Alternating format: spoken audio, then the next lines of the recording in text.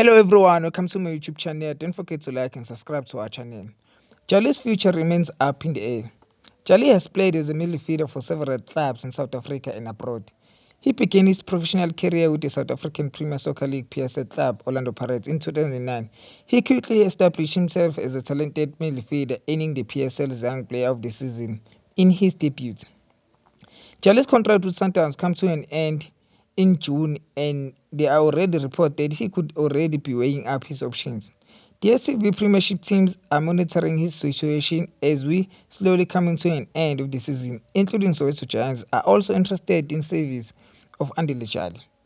According to Sokala Duma, Maccabi was short and sweet, saying that Charlie hasn't returned to Sundowns, that he honestly doesn't know if he would go back before the season end. According to you, could Chips swap in for Andile Charlie's service? Let us know in the commentary section. Don't forget to like and subscribe to our page.